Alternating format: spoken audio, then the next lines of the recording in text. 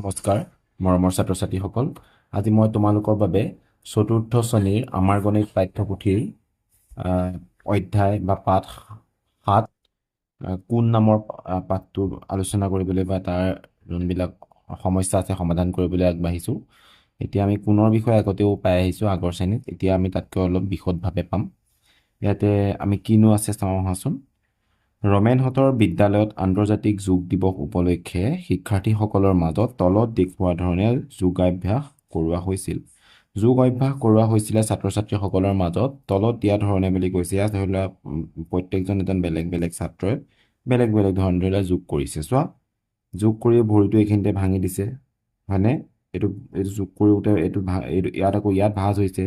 য'ত ভাঁজ হয় তাতেই কোণৰ সৃষ্টি হয়। ইয়াত ভাঁজ হৈছে, ইয়াত কোণৰ সৃষ্টি হৈছে। ইয়াত বুজি পাইছা? ঠিক তেনেধৰণে এনেধৰণে ইয়াত এটা কোণৰ সৃষ্টি হৈছে, ইয়াত এটা কোণৰ সৃষ্টি হৈছে। দেখিছা? সকলো জেগাতে সকলো মানে ভাঁজ য'তেই হয় বা ভাঁজ হৈ পেলাই দুটা বাহুৰ সৃষ্টি হয় আৰু সেই বাহু দুটাই লগ লাগি কোণ সৃষ্টি কৰে। ঠিক আছে, তাকে আমি বিশদভাৱে আমি পঢ়িবলৈ গৈ আছোঁ। যোগাসন কৰোঁতে হাত ভৰিৰ ভংগীমাত সৃষ্টি হোৱা বিভিন্ন চুকবোৰ কেইডালমান কাঠি বা পেঞ্চিলৰ সহায়ত সাজি লোৱা হয়। কিছুমান চুক সৃষ্টি হৈছিলে। এতিয়া আমি দেখিছোঁ যে এইবোৰ চুক চোৱা, এনেকৈ যাওঁতে এইটো এটা চুক হ'ল, এইখিনিত এটা চুক হৈছে, হয়নে? এই চুকটোকে আমি আমি কি কৰিছোঁ, কাঠিৰ সহায়ত বা পেঞ্চিলৰ সহায়ত আমি এনেকৈ বনাইছোঁ। এই চুকটো দুফালৰ পৰা এনেকৈ চুক বনিছে। ইয়াত আকৌ এইটো গৈ এনেকৈ এটা চুক বনিছে, সেইটো আমি এনেকৈ আঁকি লৈছোঁ। আকৌ ইয়াৰ আকৌ এইটো একদম পূৰা এনেকৈ বনিছে এটা চুক, হয়নে? আমি এই চুকটো বনাই লৈছোঁ। এতিয়া আমি ইয়াত কি দেখিছোঁ চোৱা, প্ৰথমতে যোনটো চুক সৃষ্টি হৈছে, এই সৃষ্টি হোৱা চুক এটা আৰু এতিয়া গটো এটা সৃষ্টি হৈছে আৰু ঘটো সৃষ্টি হৈছে, এটা এটা চুক সৃষ্টি হৈছে। এতিয়া এনেদৰে দুডাল পেঞ্চিলৰ বা কাঠি লগ লাগি সৃষ্টি হোৱা চুকবোৰকে আমি কোণৰ উদাহৰণ বুলি ধৰিব পাৰোঁ। এতিয়া এইবিলাকেই কোণ। তোমালোকে এতিয়া কোণ কি বুলি সুধিলে মনত ৰাখিবা যে এতিয়া তুমি পেঞ্চিল বা কাঠি কৈছোঁ, কাঠি বা পেঞ্চিল বুলি নকৈ এই দুডালৰ নাম এটা বাহু ক'বা। দুডাল বাহু যেতিয়া আমি জইন কৰিম, কেতিয়াবা এনেকৈ ওচৰো চাপি থাকিব পাৰে, কেতিয়াবা এনেকৈ মেল খাই থাকিব পাৰে, কেতিয়াবা আকৌ এনেকৈ থাকিব পাৰে এলৰ গতে, দেখিছেনে? ইংৰাজী এল আখৰটোৰ নিচিনা হৈছে, দেখিছেনে? গতিকে এনেধৰণে দুডাল বাহু লগ লাগি এটা চুকৰ সৃষ্টি, আৰু সেই চুকটোৰ নামেই হ'ল কোণ। ঠিক আছে, তোমালোকে জানানে যে 2015 বৰ্ষৰ পৰা সমগ্ৰ বিশ্বতে 21 জুন তাৰিখটো আন্তৰ্জাতিক যোগ দিৱস হিচাপে পালন কৰি অহা হৈছে? নিশ্চয় জানা। এতিয়া আজি ঠিক এমাহৰ আগত, এতিয়া আগষ্ট মাহ সোমাইছে, এই 21 জুনত আমি বিদ্যালয়ত সকলোৱে যোগ কৰিছিলোঁ, মনত আছেনে? আৰু সেই যোগ দিৱস আন্তৰ্জাতিক যোগ দিৱস বুলি 2015 চনৰ পৰাহে পালন কৰা হৈছে। ইয়াৰ পিছৰ পৃষ্ঠাত কি আছে আমি চাওঁ আহা। চোৱা, ইয়াত আমি সকলোবিলাক চুক আৰু কোণৰ বিষয়ে পঢ়িবলৈ পাম। আমাৰ চৌপাশত বিভিন্ন কোণ সৃষ্টি হোৱা আমি দেখিবলৈ পাওঁ। আৰু তলৰ ছবিবোৰ মন কৰা, এখন কেঁচি আছে, এই কেঁচিখনত দুফালে দুটা কামি বা কাঠিৰ নিচিনাকৈ যদি আমি ভাবোঁ, ইয়াত এটা চুক সৃষ্টি হৈছে। ঠিক আছে, ইয়াতো যদি আমি চাওঁ, এই দগা পাল্লাখনৰ এই যোনকেইডাল ৰছীকেইডালে এডাল আমি বাহু বা কাঠি বুলি ধৰিলে ইয়াত এটা চুক সৃষ্টি হৈছে। আঙুলি দুটা এনেকৈ দিওঁতে ইয়াত এটা মাজতে চুক সৃষ্টি হৈছে, মানে ইয়াত এটা কোণ সৃষ্টি হৈছে। এই খটখটিটো চোৱা, এনেধৰণে গৈ ইয়াত এটা কোণ সৃষ্টি হৈছে। দুডাল বাহু বুলি যদি আমি বা দুটা কামি বুলি যদি ভাবোঁ, ঘড়ীটোত চোৱা 2 বাজিছে, আৰু এই 2 বজা সময়কণতো এটা কোণৰ সৃষ্টি হৈছে। দেখিছা নিশ্চয় যে এনেধৰণে দুডাল কাটাই লগ লাগিছে, দুডাল কামি বুলি যদি ধৰোঁ, দুডাল কাঠি বুলি ধৰোঁ, হয়নে? এই লেডাৰটো বা এইটোত চোৱা, এনেধৰণে গৈ এনেধৰণে আহিছে, ইয়াতো এটা কোণ সৃষ্টি হৈছে, ইয়াতো এটা কোণ সৃষ্টি হৈছে, তলত চুক সৃষ্টি হৈছে, ইয়াতো এনেধৰণে গৈ ইয়াতে কোণ বা চুকৰ সৃষ্টি হৈছে। এতিয়া আমি এই সকলোবিলাকতে কোণ বা চুক সৃষ্টি হোৱা দেখি পাইছোঁ। ওপৰৰ ছবিসমূহত ক'ত ক'ত কোণ সৃষ্টি হৈছে আমি দেখিলোঁ। তোমালোকে শ্ৰেণীকোঠাত থকা ডেস্ক, বেঞ্চ, দৰ্জা, খিৰিকী, ব্লেকবোৰ্ড আদিত সৃষ্টি হোৱা কোণবোৰলৈ লক্ষ্য কৰাচোন। এতিয়া চোৱা, এইখন আমাৰ শ্ৰেণীকোঠাৰ বৰ্ড, হয়নে? আৰু এই বৰ্ডখনত চোৱা, এনেধৰণে চাৰিফালে চাৰিটা, এইফালৰ পৰা এডাল, এইফালৰ পৰা এডাল লগ লাগি ইয়াত এটা চুক বা কোণৰ সৃষ্টি হৈছে। এইফালৰ পৰা এনেকৈ গৈ চুক বা কোণৰ সৃষ্টি হৈছে, এনেকৈ দুডাল গৈ ইয়াত চুক বা কোণ, এইফালৰ পৰা এনেকৈ দুডালে চুক বা কোণ, দেখিলা? ঠিক তেনেধৰণে চকীখনতো এনেধৰণে চুক বা কোণৰ সৃষ্টি হৈছে। খিৰিকীটো এনেধৰণে চুক বা কোণৰ দুফালৰ পৰা দুডাল য'ত গৈ লগ হ'ব সেইখিনিতে এটা চুক হয়, চুকটোৰ নামে কোণ, নহয় জানো? ঠিক আছে, এনেধৰণে আহিলে ইয়াতো এটা ইয়াতো এটা। এতিয়া এই ওপৰৰ চিত্ৰসমূহত কোনবোৰ কেনেধৰণৰ চোৱা, এইটো এনেকৈ এনেকৈ হৈছে, গতিকে এলৰ গতে এল, আৰু সেই এলৰ নিচিনা আকৌ উল্টা এল, মুঠতে এল যোনফালৰ পৰাই চোৱা এল বনিছে, ইয়াতো এইটো এল বনিছে হয়নে, এইটো ইয়াত এইটো এল, আকৌ এনেকৈ পেলাই যদি চোৱা এইটো এটা এইটো এটা, মানে এলৰ লেখীয়া হৈছে। মনত ৰাখিবা, যদি তোমালোকৰ এলৰ লেখীয়াকৈ হয় যোনফালৰ পৰাই নহওক, এলৰ লেখীয়াকৈ যদি কোণবিলাক সৃষ্টি হয়, সেই কোণটোৰ এটা নিৰ্দিষ্ট নাম আছে, সেই কোণটোক আমি সমকোণ বুলি কওঁ। আৰু মনত ৰাখিবা, এই আমি এলৰ লেখীয়া কোণবিলাকত 90 ডিগ্ৰী থাকে বুলি মনত ৰাখিবা। ঠিক আছে, এল আখৰটোত এটা সমকোণ আছে, আৰু সেই 90 ডিগ্ৰীটোৰ আন এটা নাম হ'ল সমকোণ। ঠিক আছে, এলটোত কেইটা সমকোণ আছে? এটা সমকোণ আছে। আমি মানে য'তে আমি দুটা ছাইড বা দুটা লগ কাষ লগ বাহু লগ লাগি বা দুটা কামি লগ লাগি এনেধৰণে নহ'ব, এলতকৈ ই এল হৈ আছে, তেতিয়া যদিহে আমি সেই ধৰি লোৱা কামি দুডালক আমি এনেকৈ ধৰণে তোমালোকক দেখুৱাবলৈ যাওঁ, এইটো চোৱা এটা এল হৈ আছে, দেখিছা? সেই এলটো আৰু এই এলতকৈ যেতিয়া ই চাপ খাই যাব, সি কিন্তু নহ'ব সমকোণ, এনেকৈ পূৰা এল হৈ থাকিব লাগিব, বা এলতকৈ এনেকৈ মেল খাই গ'লেও নহ'ব। ঠিক আছে, এই দুটা এলৰ নিচিনাকৈ থাকিব লাগিব, তেতিয়াহে সি সমকোণ নামটো পাব। ঠিক আছে, ইয়াৰ পৰা আমি কি বুজিলোঁ যে এল য'তে হয় ত'তে সমকোণৰ সৃষ্টি হয়। এইটো দেখিছা, এডাল এনেকৈ আছে, আৰু এডাল যদি আমি এনেকৈ দি দিওঁ, ই হৈ যাব এল, হয়নে? ই এটা সমকোণ হয়।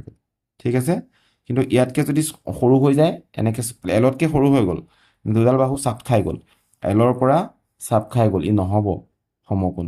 আকৌ এলৰ পৰা এনেকৈ যদি মেল খাই যায়, তেতিয়াও কিন্তু সি সমকোণ বুলি আমি তাক ক'ব নোৱাৰোঁ। এতিয়া চোৱা, ঠিক তেনে ইয়াত কৈছে তলৰ আখৰবোৰত সমকোণ বিচাৰি উলিওৱা। সমকোণ ক'ত আছে চোৱা, এইটো এটা টি হয়, এই টিটোত যদি আমি চাওঁ এনেধৰণে আঁকোতে এইফালৰ পৰা এডাল বাহু, এইফালৰ পৰা এডাল বাহু, এইটো এটা সমকোণ, দেখিছানে? আৰু এইফালৰ পৰা এনেকৈ গৈ এইটো এটা সমকোণ, মানে সমকোণ দুটা পালোঁ।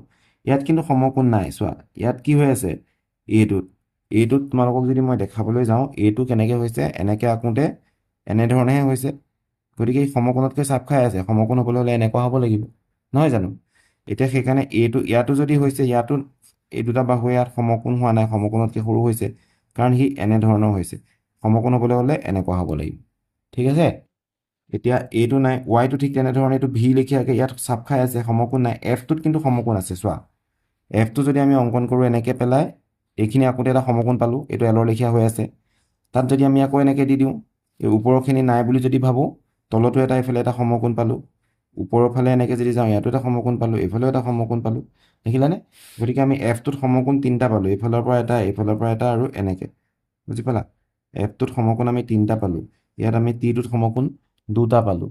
এইচত সমকোণ আছে, চোৱা এইচত এই দিশৰ পৰা এনেকৈ যাওঁতে এইটো এটা এল বনি আছে সৰুকৈ, মানে এইখিনিত এটা এল বনিলে, এনেকৈ আৰু এটা এল বনিলে দুটা, এইফালৰ পৰা এটা এল বনিলে তিনিটা, এইফালৰ পৰা এটা এল বনিলে চাৰিটা, গতিকে ইয়াত আমি সমকোণ পালোঁ চাৰিটা। কেইটা সমকোণ মই তোমালোকক দেখুৱাই দিছোঁ। এক্সত কিন্তু সমকোণ নাই, এক্সত সমকোণ নাই মানে এক্সটো কি হৈছে, ক্ৰছ হৈছে, ক্ৰছ হওঁতে এল বনা নাই, হয়নে? এক্সটো কিন্তু ক্ৰছ হৈছে, যে এনেকৈ ক্ৰছ হোৱাৰ কাৰণে সি এল বনা নাই। এইটো এটা, এইটো এটা, এইটো এটা, এইটো এটা কোণ, চোৱা ইয়াৰ পৰা এনেকৈ বনিলে এল নহ'লে, এল হ'বলৈ হোৱা হ'লে এনেকুৱা হ'ব লাগিব, মানে ই চাপ খালে, এলতকৈ বাহুকেইটা মোটামুটি অলপমান চাপ খাই গ'ল, দেখিলা? এনেকুৱা হ'ল, মানে এনেকুৱা হ'ল। এতিয়া যদি এনেকুৱা হয় তেতিয়াহে এল হ'ব, হয়নে নহয়? সেইকাৰণে ইয়াতে এইটো তাৰ বিপৰীত ফালে এনেধৰণে, আকৌ এনেধৰণে, আকৌ এনেধৰণে সকলো ফালে কি হৈছে, এল হোৱা নাই, কিন্তু মানে সমকোণ হোৱা নাই, গতিকে এক্সত সমকোণ নাই। এনতো ঠিক একেধৰণে এনেকৈ গৈ এনেকৈ আহিলে, ইয়াত এটা কোণ বহিলে, এল এল নাই হোৱা, এনেধৰণে গৈছে, ইয়াতো এল নাই হোৱা। এমতো ঠিক একেধৰণে চোৱা, এনেকৈ পেলাই এটা কোণ বনিলে সৰু এলতকৈ, এইফালে এটা বনিলে এলতকৈ সৰু, এইফালে এটা বনিলে এলতকৈ সৰু, কিন্তু শেষত ই আছে, ইটোত কেইটা বনিছে চোৱা, ইটো আমি প্ৰথমতে এনেকৈ দিলোঁ, তলফালে এটা বনিলে সমকোণ হ'ল, ওপৰৰ ফালে এটা দিলোঁ, ইয়াত বনিলে এটা সমকোণ, দুটা হ'ল। মাজৰ লাইনডালে কি হ'ল, এইফালে এটা এল বনিলে তিনিটা, আৰু এনেকৈ পেলাই এনেকৈ এটা এল বনিলে, মানে চাৰিটা সমকোণ। কেইটা বনিলে, ইটোত চাৰিটা সমকোণ বনিলে। ঠিক আছে, ই আখৰটোত সমকোণ চাৰিটা বনিলে, মনত ৰাখিবা। তাৰ পিছৰ পৃষ্ঠাত কি আছে চাওঁ, যে আজি তপন ছাৰে কেইটামান এল আখৰ কাগজত কাটি আনি শিক্ষাৰ্থীৰ মাজত বিলাই দিলে, আৰু তলত চিত্ৰত থকা ঘড়ীৰ কাঁটাত এল আখৰটো বহুৱাই সমকোণ হৈছে নে নাই চাবলৈ দিলে চোৱা এই এলটো যদি আমি এনেকৈ বহাই দিছোঁ সমকোণ ইয়াতে কেইটা বাঢ়িছে ঘণ্টা কাটাত 3 আৰু ছেকেণ্ডৰ মিনিটৰ কাটাত আছে 12 এইখিনি ইমানত 3 থাকে ইয়াত 12 থাকে হয়নে ইয়াত 3টা বাঢ়িছে এই সমকোণ হৈছে ইয়াত এনেকৈ এইটো চোৱা এইটো সমকোণ হোৱা নাই এইটো এলটো এইটোহে তলৰ প্ৰকৃত এলটো আৰু ই সমকোণতকৈ ডাঙৰ হৈ আছে ঠিক আছে এতিয়া মনত ৰাখিবা ইয়াৰো আমি নতুন এটা নামলৈ আহি আছোঁ সমকোণতকৈ যদি দুটা চাপ খাই থাকে মানে বাৰে বাৰে মই কৈ আছোঁ যে এই সমকোণটো হ'লে 90 ডিগ্ৰী সমকোণতকৈ এনেকৈ ই চাপ খাই আছে দেখিছেনে এইটো সমকোণতকৈ চাপ খাই আছে ইয়াৰ এটা নাম আছে ইয়াৰ নামটো হ'ল সূক্ষ্মকোণ আৰু যদি সেই সমকোণতকৈ যদি চোৱা সমকোণতকৈ যদি মেল খাই থাকে ডাঙৰ হৈ যাব নহয় এনেকুৱা হ'ব তেতিয়া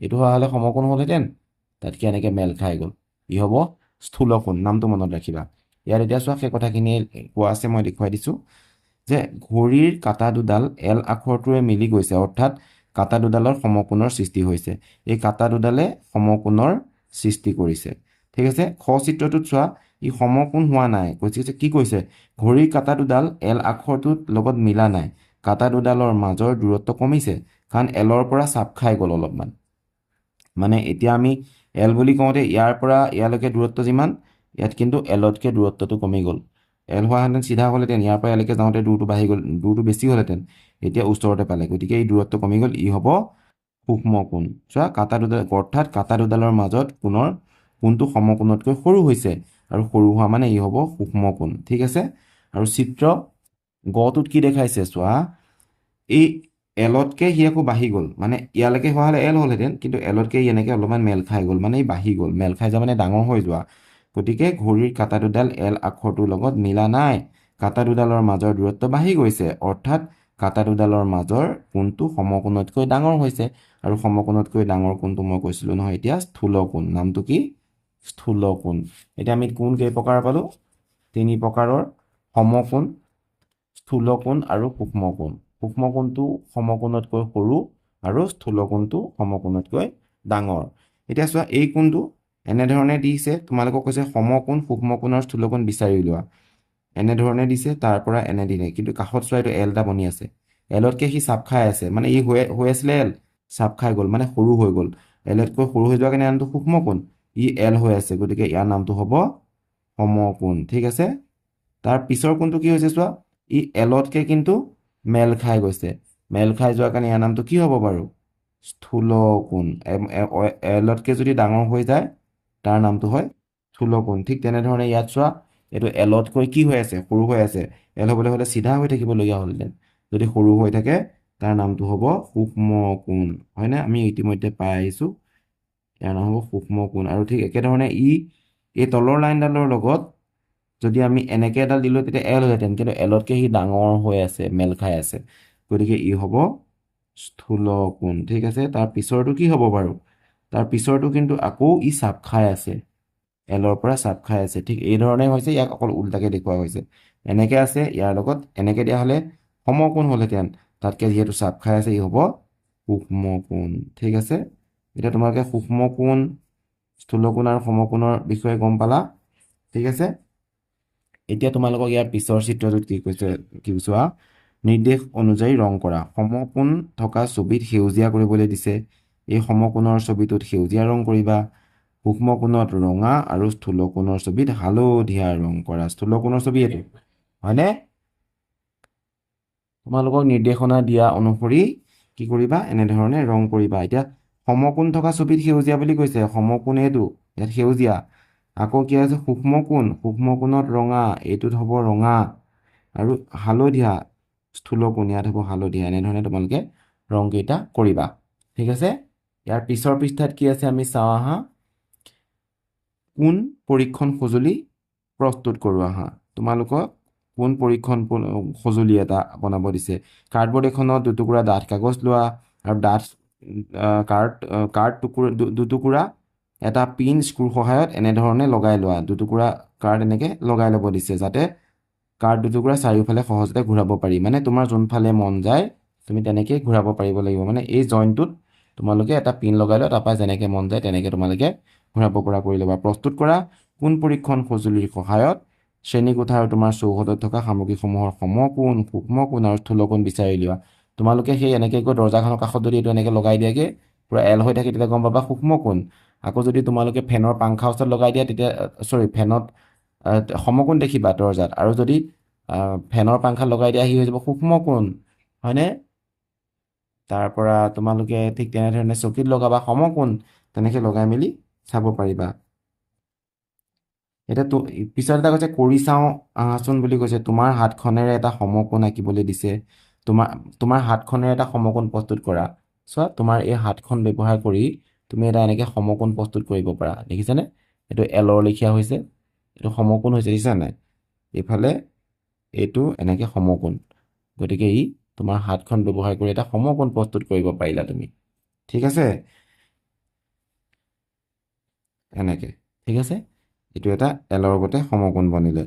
আৰু ভৰিৰে এটা স্থূলকোণ, এতিয়া মই সেইটো দেখুৱাওঁ। ভৰিৰেও তোমালোকে স্থূলকোণ এটা বনাব পাৰিবা।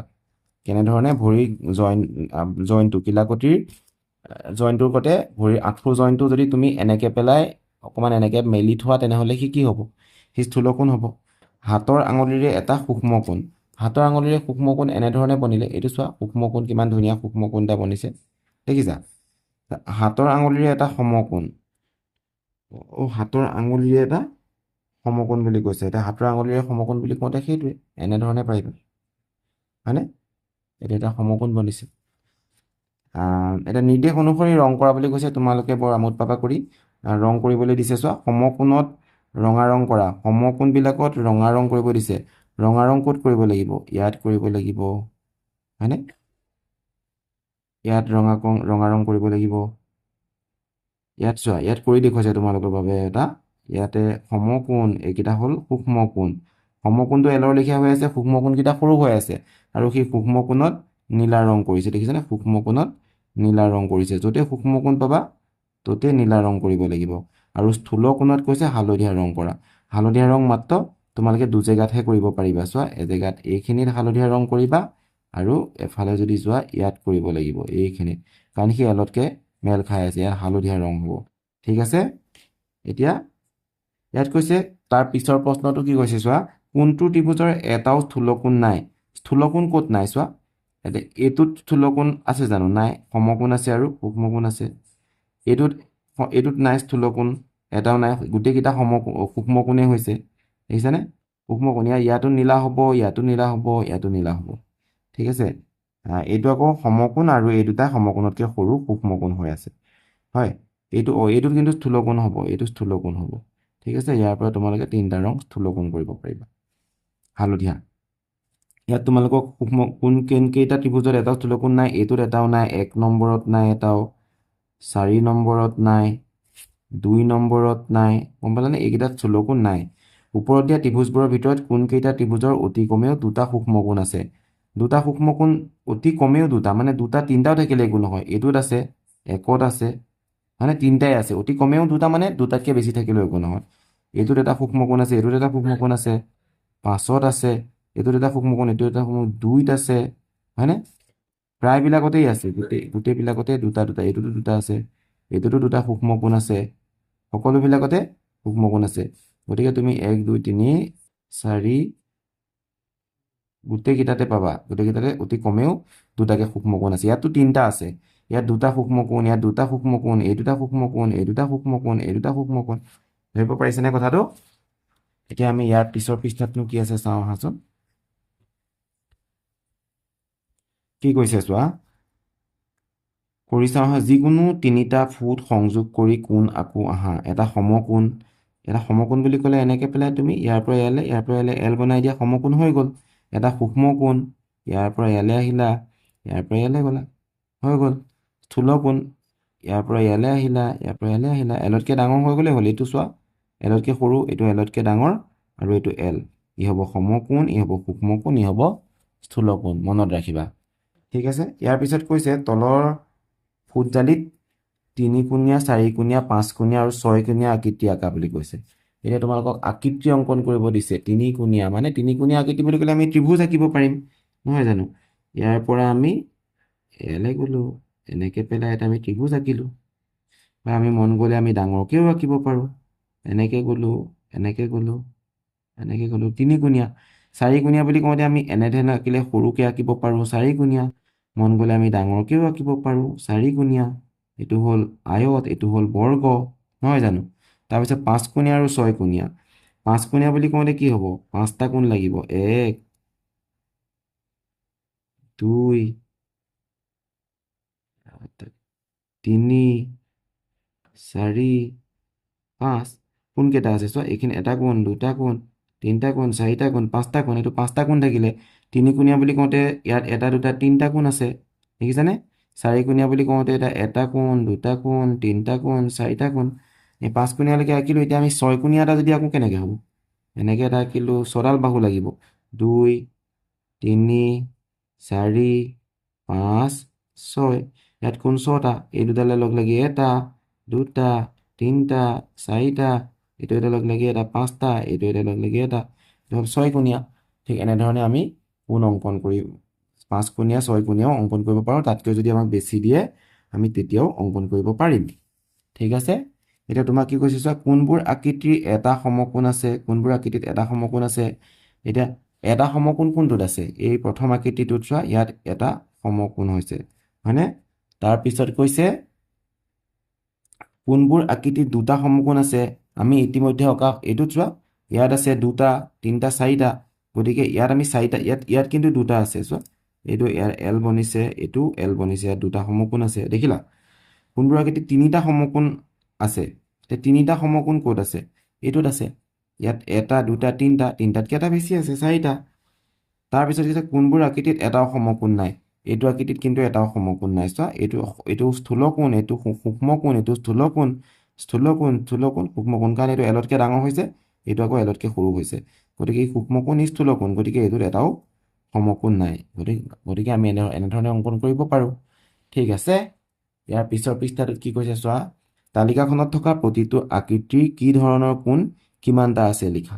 ইয়াত চোৱা, প্ৰতিটো কোণেই এলৰ নিচিনা হৈ আছে। ইয়াত এই প্ৰতিটো কোণ এল আছে, গতিকে কি আছে?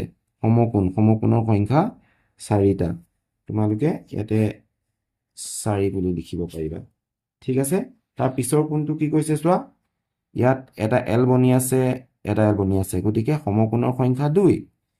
আৰু তাৰপিছত কি কৈছে, এই কোণটো চোৱা, এনেধৰণে গৈ পেলাই সূক্ষ্মকোণ বনিলে, গতিকে সূক্ষ্মকোণৰ সংখ্যা 1।